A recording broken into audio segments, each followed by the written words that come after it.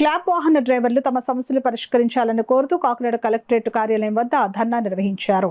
CITU ఆధ్వర్యంలో జరిగిన ధర్నా అనంతరం సమస్యలతో కూడిన వినతి పత్రాన్ని జిల్లా కలెక్టర్ హరేంద్ర ప్రసాద్ కు నాయకులు అందజేశారు. ఈ కార్యక్రమాన్ని ఉద్దేశించి సిఐటియు జిల్లా కోశాధికారి మలకా వెంకటరమణ మాట్లాడుతూ గత 10 రోజుల నుంచి క్రాప్ వాహనాలను కాంట్రాక్ట్ సంస్థ వారు నిలుపుదల చేశారని అన్నారు. కాంట్రాక్ట్ వారికి కాకినాడ మున్సిపాలిటీ నుంచి 7 కోట్ల వరకు బకాయి చెల్లించాలని, బిల్స్ చెల్లించకపోవడం వల్లే వాహనాలను నిలుపుదల చేశామని కాంట్రాక్టర్ చెప్తున్నారని అన్నారు.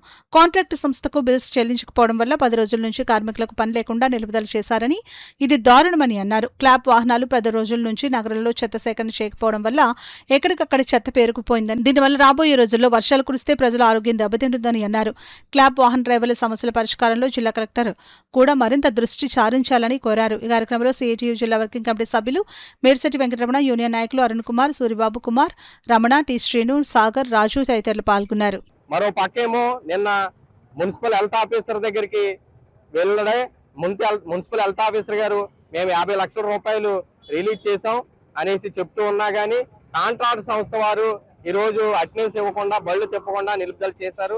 మేము కోరేది తక్షణమే కాంట్రాక్ట్ సంస్థ వారికి ఉన్నటువంటి బకాయి బిల్స్ రిలీజ్ చేయడం ద్వారా కార్మికులను ఉపాధి దెబ్బతినకుండా ఉంటది. ఇప్పటికే 10 రోజుల నుంచి జీతాలు లేక, ఉపాధి లేక రోడ్డు మీద వచ్చి ఆందోళన చేస్తున్నటువంటి పరిస్థితి ఉంది.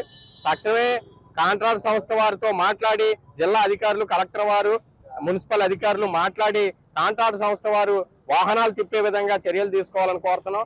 మరో పక్క బిల్స్ ఇవ్వలేదనేటువంటి కారణంతో 18 నెలల నుంచి పిఎఫ్పిఎస్ఏ కార్మికుల జీతాల నుంచి కట్ చేసుకున్నా కానీ వాళ్ళ అకౌంట్ కి జమ చేయలేదు. తక్షణమే పిఎఫ్పిఎస్ఏ జమ చేసే విధంగా జిల్లా అధికారులు, కలెక్టర్ వారు చర్యలు తీసుకోవాలని కోరుతూ ఉన్నాం.